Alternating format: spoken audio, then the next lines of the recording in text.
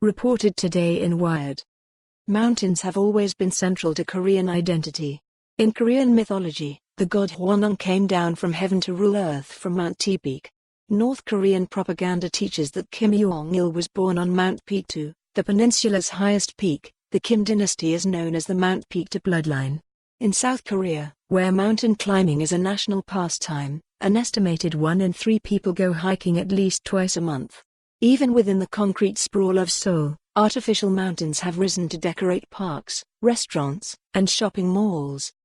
Around a decade ago, South Korean photographer Sung Kim began noticing a new trend of luxury apartment complexes in Seoul being built around elaborate recreations of famous Korean mountains.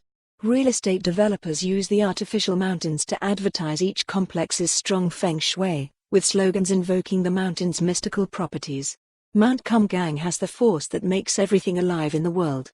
Mount Seoul is the cradle of divine life, one of the South Korean landscaping companies that builds such mountains, which are generally made out of polystyrene cores topped with real rocks and vegetation, even copyrighted the term Jingyong Sansu, real landscape painting, after a 17th-century Korean art movement that emphasized depictions of actual mountains rather than imaginary ones.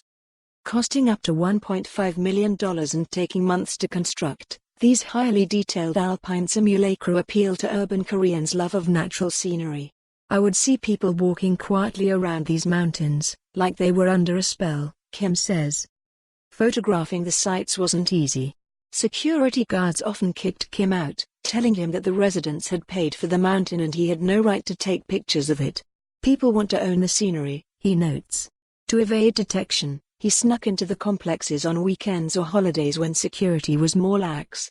It took him 9 years to assemble the photographs in the series. To Kim, the fake mountains represent an attempt by wealthy South Koreans to mediate the relationship between the country's highly urbanized present and a rural, quasi-mythical past. My photographs are all about the contradiction between the natural and the man-made, he says. They show how the spirit of the past lives on in the middle of the modern city. For more on this story, visit the news article link.